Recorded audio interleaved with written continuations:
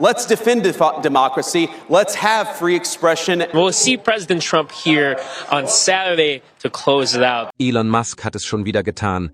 Dieses Mal hat er Usha Vance, die Frau von Senator J.D. Vance, geröstet. Und sagen wir einfach, sie hat es nicht gut aufgenommen.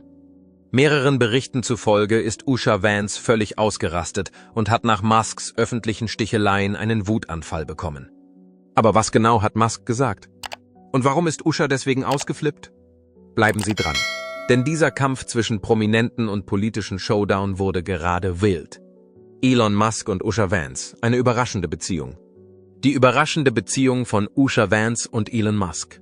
Elon Musk und Usha Vance scheinen sehr verschieden voneinander zu sein.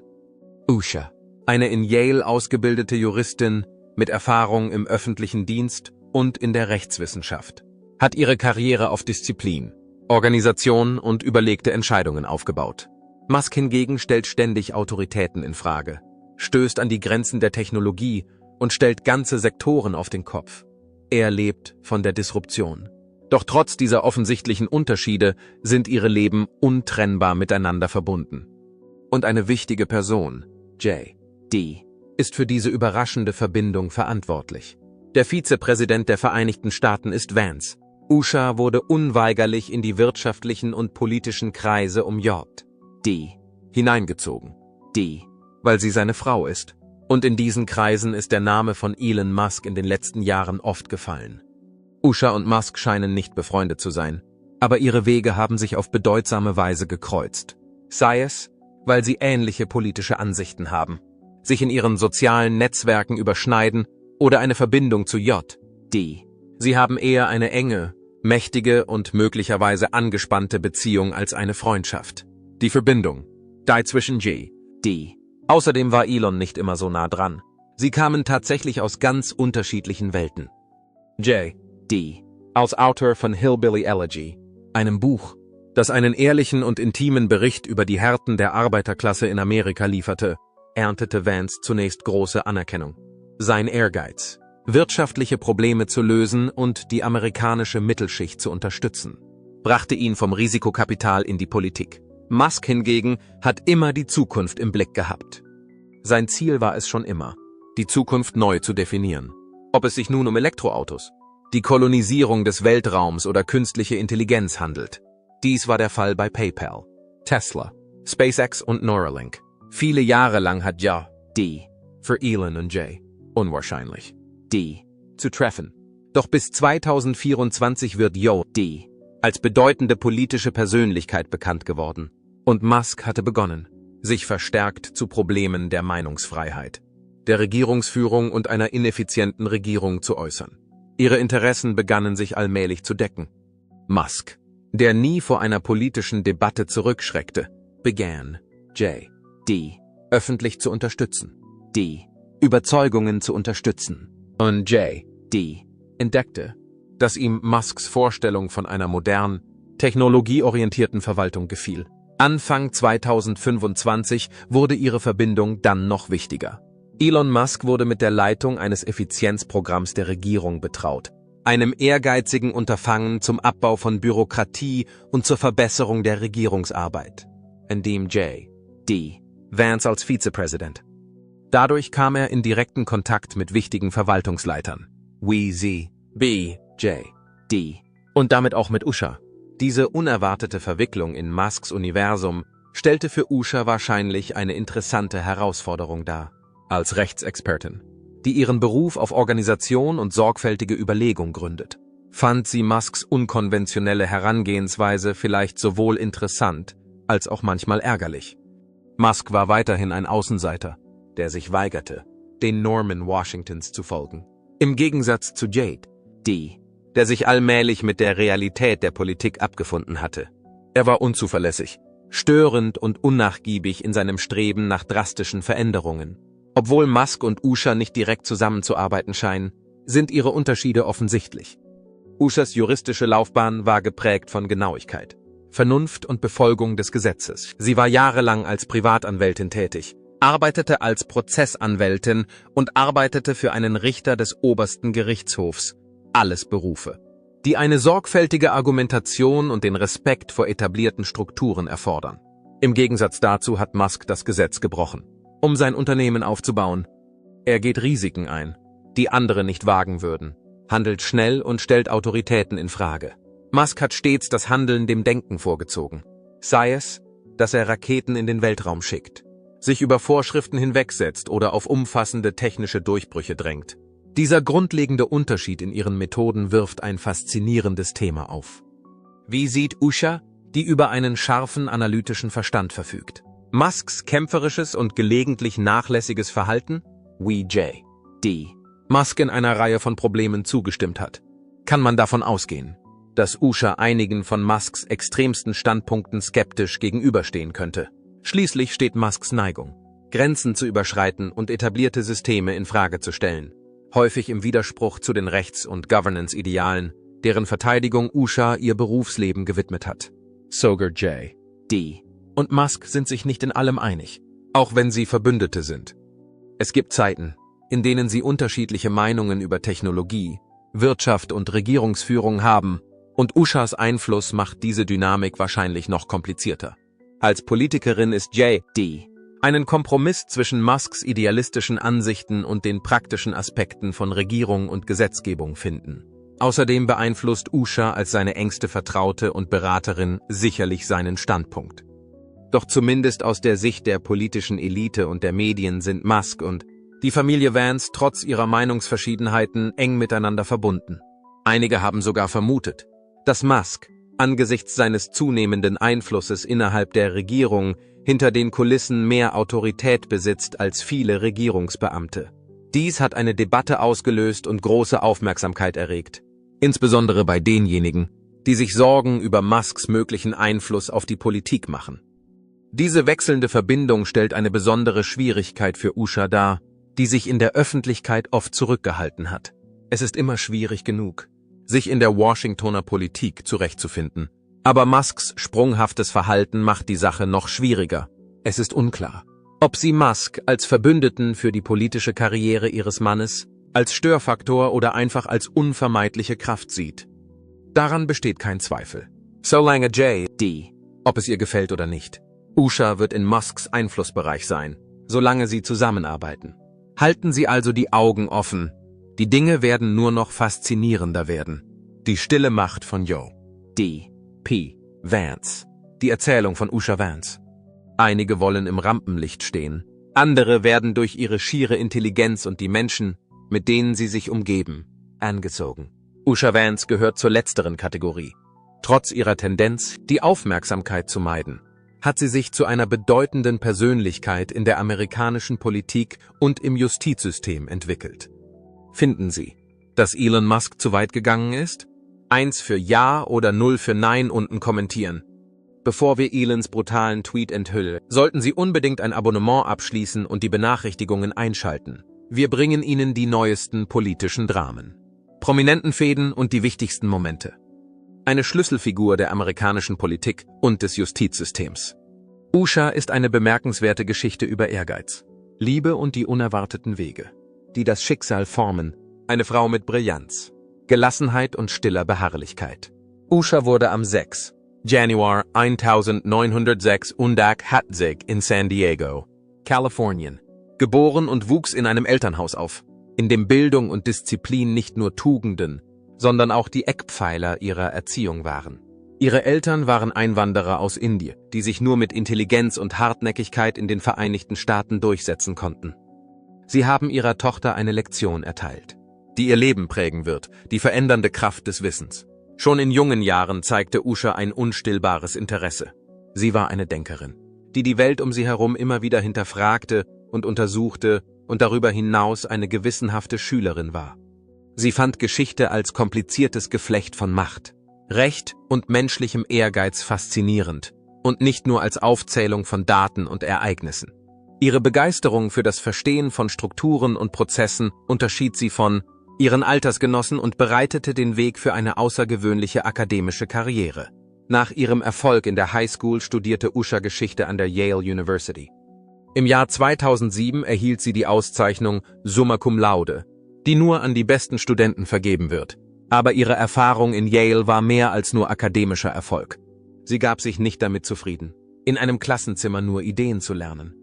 Sie wollte das, was sie gelernt hatte, in praktischen Situationen anwenden.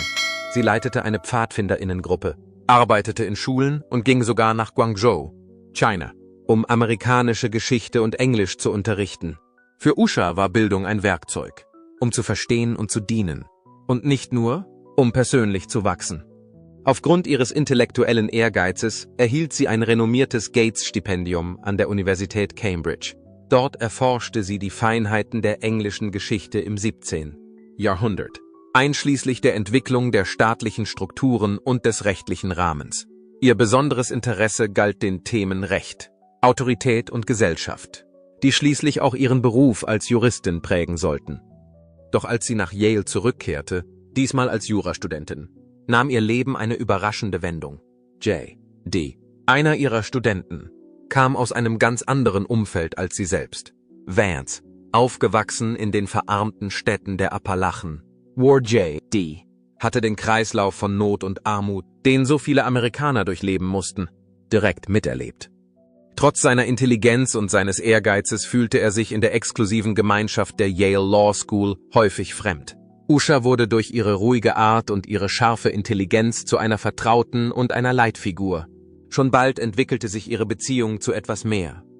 Das Paar heiratete 2014 und verband damit nicht nur zwei sehr unterschiedliche Weltanschauungen, sondern auch zwei sehr unterschiedliche kulturelle Hintergründe, aus den Appalachen und aus Indien. Gegenseitiger Respekt und die Überzeugung vom Wert harter Arbeit bildeten die Grundlage für ihre Partnerschaft. Als J.D. Usha sich auf dem Gebiet des Rechts etablierte, veröffentlichte er Hillbilly Elegy, ein Buch, das ihn landesweit bekannt machte. Sie hatte außergewöhnlich beeindruckende Qualifikationen. Bevor sie eine der prominentesten juristischen Stellen des Landes erhielt, ein Referendariat unter dem obersten Richter der Vereinigten Staaten, John Roberts, arbeitete sie als Referentin für die Richter Brett Kavanaugh und Amo Tapar, oberstes Gericht. Diese Positionen waren mehr als nur Sprungbretter für einen juristischen Beruf. Das waren Auszeichnungen, die den brillantesten Juristen des Landes vorbehalten waren. Außerhalb des Gerichtssaals blühte Usha als Prozessanwältin bei Munger, Tullis & Olson LLP auf, wo sie einige der schwierigsten zivilrechtlichen Streitfälle bearbeitete und große Internet- und Unterhaltungsunternehmen, Stadtverwaltungen und Universitäten beriet. Aufgrund ihrer Fähigkeit, komplexe juristische Sachverhalte präzise zu analysieren, war sie eine gefürchtete Kraft in der Rechtswelt. Doch im Jahr 2024 änderte sich ihre Welt ein weiteres Mal. J.D. Vance, der derzeit Senator ist, wurde von den Republikanern als Kandidat für das Amt des Vizepräsidenten aufgestellt. Nachdem sie jahrelang im Hintergrund gearbeitet hatte, stand sie plötzlich im Blickpunkt der Öffentlichkeit. Sie betrat das Podium des Republikanischen Nationalkongresses als eine Frau, die ein Leben der stillen Entschlossenheit geführt hatte, und nicht als Politikerin. In ihrer bescheidenen, aber eindrucksvollen Rede beschrieb sie den unwahrscheinlichen Weg, der sie und J.D. Collective. Sie erzählte mehr als nur ihre Romanze. Sie schildert die Hartnäckigkeit zweier Menschen aus unterschiedlichen Kulturen, die ein Leben auf der Grundlage ähnlicher Prinzipien aufbauen. Unter dem glänzenden Äußeren dieser Erfolgsgeschichte verbirgt sich jedoch eine nuanciertere Realität. Nur wenige Menschen können die Schwierigkeiten nachempfinden, mit denen Usha konfrontiert war. Als J.D. ihre politische Karriere in Gang brachte, musste sie ihre persönlichen Überzeugungen mit dem sich ständig verändernden politischen Umfeld in Washington in Einklang bringen. Dank ihrer juristischen Ausbildung und ihrer sorgfältigen Überlegung bewältigt sie die Herausforderungen mit einer präzisen analytischen Sichtweise, die häufig im Gegensatz zu der rasanten, schnelllebigen Welt der Politik steht. Die politischen Kämpfe von Usha Vance und die Kontroverse um Elon Musk. Als J.D.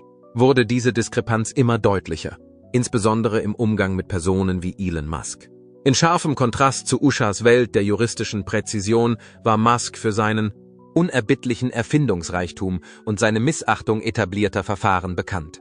Als J.D. als Musk in Gesprächen über Wirtschaftspolitik, freie Meinungsäußerung und Regierungsführung Punkte der Übereinstimmung entdeckte, hatte Usha wahrscheinlich einige Zweifel an Musks Strategie. Ihre systematische, auf Präzedenzfällen basierende Rechtsauffassung stand in krassem Gegensatz zu seiner Neigung, Grenzen zu überschreiten und Sektoren zu zerstören. Trotz ihres ruhigen Auftretens in der Öffentlichkeit war Ushas Rolle in J.D. Es ist unmöglich, sein Leben und damit seine politische Karriere überzubewerten. Ihr strategisches Denken und ihr juristischer Scharfsinn haben seine Entscheidungen wahrscheinlich stark beeinflusst. J.D. und Musk mögen ähnliche Ideologien haben, aber Usha vertritt einen ruhigen, methodischen Standpunkt, der langfristige Auswirkungen über unmittelbare Umwälzungen stellt. Eines ist klar, während sie diese neue Phase durchläuft: Die Ehefrau einer aufstrebenden politischen Persönlichkeit zu sein, ist nur ein Aspekt im Leben von Usha Vance. Sie ist eine unerschütterliche Partnerin, eine starke Juristin und eine Frau, deren Weg immer wieder unerwartete Wendungen nimmt. Elon Savages Usha Vance. Obwohl Elon Musk kein Neuling in Sachen Kontroversen ist, sind politische Kreise schockiert über seine jüngste Auseinandersetzung mit Vizepräsident J.D. Vances Frau, Usha Vance. Was als normales Gespräch über Technologie und Regierungsführung begann, entwickelte sich schnell zu einem überraschenden öffentlichen Streit. Der CEO von SpaceX und Tesla, der für seine angriffslustigen und reuelosen Äußerungen bekannt ist, hat Usha Vance in einer Fernsehsendung öffentlich brüskiert. Diese Begegnung hat sich inzwischen im Internet viral verbreitet. Die außergewöhnliche Interaktion fand auf einem hochkarätigen Podium statt, bei dem es um die Rechenschaftspflicht von Unternehmen, freie Meinungsäußerung und die Regulierung von KI ging. Musk sollte sich auf politische Themen konzentrieren, da er eine der mächtigsten Personen in Politik und Technologie ist. Als Usha Vance jedoch zu ihren Ansichten über Unternehmensethik und staatliche Kontrolle befragt wurde, nahm das Gespräch eine unerwartete Wendung. Berichten zufolge sprach sie sich für strengere Regeln für Tech-Giganten wie Tesla und X aus, was Musks Philosophie des freien Marktes zuwiderlief. Die Zuschauer waren schockiert von dem, was dann geschah. Anstatt eine ruhige Diskussion zu führen, kritisierte Musk den Einfluss von Usha Vance scharf und nannte sie offen in einer Art und Weise, die einige als beleidigend und vielleicht mit tieferen Bedeutungen beladen bezeichnet haben. Die Äußerungen des Milliardärs ließen sofort Gerüchte aufkommen, dass es sich um mehr als einen einfachen politischen Streit handelte. Die absichtliche Herabsetzung sollte ein Zeichen setzen. Als er die Referenzen von Usha Vance und ihren Einfluss auf die Politik in Frage stellte, nahmen Zeugen Musks scharfen Tonfall zur Kenntnis. Die unbewiesenen Behauptungen. Musk habe subtile Anspielungen auf ihre Vergangenheit gemacht, haben die Debatte jedoch erst richtig angeheizt und zu einer Flut von Anschuldigungen wegen rassistischer Untertöne in seiner Kritik geführt. Die indische Amerikanerin Usha Vance ist eine lautstarke Befürworterin einer verantwortungsvollen künstlichen Intelligenz und des Verbraucherschutzes und wurde in Washington häufig als Vorreiterin betrachtet. Nach Ansicht ihrer Verteidiger ging es bei Musks Kritik um die Untergrabung einer farbigen Frau in einer Machtposition und nicht nur um Politik. Die Reaktion erfolgte sofort. Online-Plattformen wurden mit Reaktionen von Politikexperten, Aktivisten und Social-Media-Nutzern überschwemmt. Einige lobten Musks Freiheit, die Überforderung der Regierung zu kritisieren, während andere seine Äußerungen als eklatante Respektlosigkeit gegenüber einer starken Frau in Führungsposition bezeichneten. Doch als der Streit immer hitziger wurde, stiegen auch die Mutmaßungen über die tatsächlichen Absichten von Musk. War hier ein persönlicher Rachefeldzug im Gange oder handelte es sich nur um einen Streit über die Regulierung der Technologiebranche? Die Spannungen zwischen der Regierung Vance und Musk haben sich seit Monaten aufgebaut. Musk hat sich als enger Unterstützer von Donald Trump, der sich für Unternehmenswachstum und Deregulierung einsetzt, als wichtige Stimme bei der Beeinflussung der Politik etabliert. Usha Vance hingegen hat einen anderen Weg eingeschlagen und setzt sich für eine stärkere staatliche Kontrolle ein, um die Macht der großen Technologieunternehmen zu begrenzen. Insidern zufolge war Usha eine der lautstärksten Gegnerinnen des zunehmenden politischen Einflusses von Musk hinter verschlossenen Türen. Und dieser öffentliche Disput könnte sein Mittel gewesen sein, seine Autorität zu festigen. Einige Regierungsvertreter sehen darin einen Wendepunkt im anhaltenden Konflikt zwischen dem Silicon Valley und Washington, während andere sagen, Musks Team habe versucht, das Ereignis herunterzuspielen. Auch wenn die provokantesten Behauptungen nicht durch offizielle Protokolle verifiziert wurden, haben allein die Mutmaßungen dazu geführt, dass dies zu einem der bedeutendsten politischen Stürme des Jahres geworden ist. Der Schaden ist unbestreitbar, unabhängig davon, ob Musk die Absicht hatte, Usha Vance persönlich anzugreifen. Dieser Vorfall wirft nicht nur wichtige Fragen hinsichtlich des ungezügelten Einflusses von Milliardären auf öffentliche Angelegenheiten auf, sondern hat auch einen nationalen Dialog über das Zusammenspiel von Geschlecht, Rassismus und Macht in der Politik ausgelöst. Der Internetstreit zwischen Elon Musk und Usha Vance. Wird Usha Vance auf diesen Skandal reagieren oder wird sie die Sache auf sich beruhen lassen? Eines ist sicher: Elon Musk steht wieder einmal im Mittelpunkt dieses Konflikts. Und er ist noch lange nicht ausgestanden. Ob Usha Vance darauf reagiert oder Musks Behauptungen akzeptiert, wird sich zeigen. Elon Musk übt Vergeltung an Usha. Vance Ausbruch über die Meinungsfreiheit. Es war unvermeidlich. Der Konflikt zwischen Usha Vance, der lautstarken Persönlichkeit des öffentlichen Lebens, und Elon Musk, dem wohlhabenden Disruptor, war vorprogrammiert. Der Streit zwischen den beiden ist nun im Zuge eines bedeutenden Umbruchs in der IT-Branche an die Öffentlichkeit gedrungen. Musk hat Twitter, das jetzt X heißt, im letzten Jahr in ein Forum umgewandelt, in dem sich die Menschen freier äußern können und in dem nutzergenerierte Community-Notizen Vorrang vor der Überprüfung von Fakten haben. Musk behauptet, dass dies ein Schritt in Richtung eines offeneren Internets ist, auch wenn seine Kritiker dies als riskant bezeichnen. Und jetzt ist er nicht mehr der Einzige, der diese Strategie verfolgt. Mark Zuckerberg sorgte letzte Woche für Aufsehen, als er bekannt gab, dass Meta die Strategie von Musk übernehmen würde. Wie X würden auch Facebook und Instagram ihre herkömmlichen Verfahren zur Überprüfung von Fakten zugunsten eines Systems aufgeben, bei dem die Nutzer Informationen liefern. Diese Aktion sorgte für Aufsehen in den sozialen Medien und löste heftige Diskussionen aus. Dann meldete sich Usha Vance. Verärgert über das, was sie als Angriff auf die Wahrheit bezeichnete, begann Vance in den sozialen Medien eine regelrechte Hetzkampagne. Sie griff Musk und Zuckerberg an und sagte, sie würden Fakten für Interaktion aufgeben und Betrüger und Verschwörungstheoretiker würden die sozialen Medien übernehmen. Sie rief zur Verantwortung auf. Sie forderte eine Regulierung. Und das hat sie ausdrücklich gesagt. Sie wollte keinen Rückzieher machen. Aber wollte Musk wirklich nichts sagen? Elon antwortete in typischer Elon-Manier mit einem einzigen Tweet, der das Internet sofort in Aufruhr versetzte. Wenn Tantrums doch nur einen eigenen Faktenchecker hätte. Aber das würde wohl als Zensur angesehen werden. Brutal. Der Moment war ideal. Der Sarkasmus ist nicht zu übersehen. Die Reaktion von Musk verbreitete sich innerhalb weniger Minuten. Memed, geteilt und untersucht. Einige waren wütend, andere lachten. Eines war jedoch klar: Musk war es gelungen, die Empörung von Usha Vance in die neueste Show im Internet zu verwandeln. Er war aber noch nicht fertig. Ein Reporter sprach ihn während einer Live-Fragestunde über die Zukunft von X direkt auf die Empörung an. Musk zuckte nur mit den Schultern und zeigte sein typisches Lächeln. Das Lustigste, was es derzeit im Internet gibt, sind Leute, die wegen der Redefreiheit durchdrehen, sagte er. Das Publikum gluckste. Einmal mehr explodierte das Internet. Und Musk entdeckte eine weitere Methode, um das Drama zu verstärken, gerade als es so aussah, als könne es nicht mehr schlimmer werden. Diesmal mit Hilfe des Wetters. Musk fand die ideale Gelegenheit für einen weiteren Schlag, als in den USA eisige Temperaturen herrschten. Es ist so kalt, schrieb er. Ich lerne sogar Usha Vance besser kennen. Beinahe. Die Reaktion kam sofort. Einige hielten es für harmlose Trollerei. Einige bezeichneten es als einen kalkulierten Schlag. Auf jeden Fall fiel das Internet auf die List herein. X wurde mit Memes überschwemmt. Einige zeigen Vance und Musk in einem Eissturm gestrandet. Andere nutzten den Slogan "Keeping my critics warm since 2024", um Musk zu fotografieren und Vance eine Decke zu geben. Was ist mit Usha? Sie war natürlich wütend. Sie rächte sich, indem sie Musk beschuldigte, die Demokratie absichtlich zu untergraben und ihn als gefährlich bezeichnete. Aber hat sie ihm einen Vorteil verschafft? Denn seien wir mal ehrlich. Musk lebt genau davon. Ein Scherz, ein Tweet. Und schon stand er im Mittelpunkt der Diskussion. Außerdem zeigt die Geschichte, dass dies noch nicht das Ende ist. Nein, das ist erst der Anfang. Musk genießt einen guten Kampf. Und er wird dafür sorgen, dass alle zuschauen, wenn Usha Vance weiterhin hinter ihm her ist.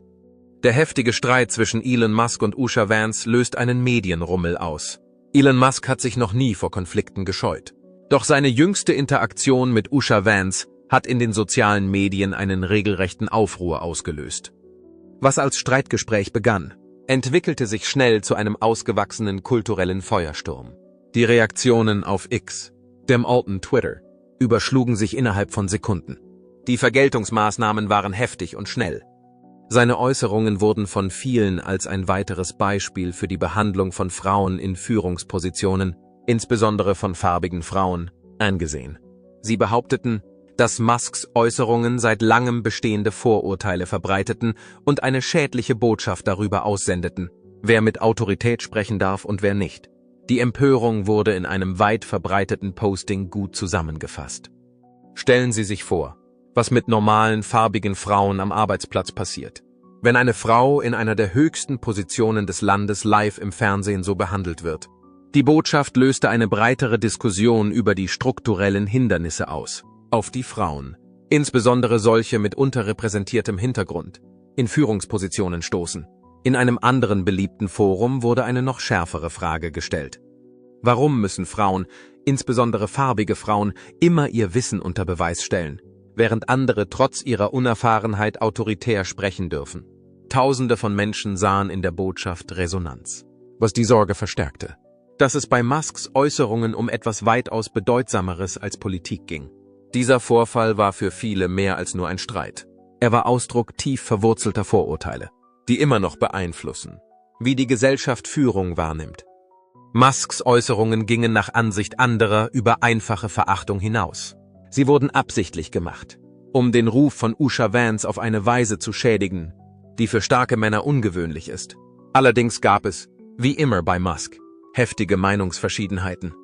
Seine Anhänger beeilten sich, ihn zu verteidigen und behaupteten, der Aufschrei sei übertrieben. Für sie hatte dies nichts mit Geschlecht oder ethnischer Zugehörigkeit zu tun. Es war einfach ein schwieriges politisches Gespräch. Dies ist nur eine Diskussion. Warum konzentrieren sich alle auf etwas anderes? In einem Beitrag schloss sich ein Nutzer der Meinung mehrerer anderer an. Andere waren der Meinung, dass Musk nur fadenscheinige Argumente widerlegt und seine Kritiker nach Gründen für Beleidigungen suchen. Elon Musks Kontroverse und die Wahrheit über Usha Vance.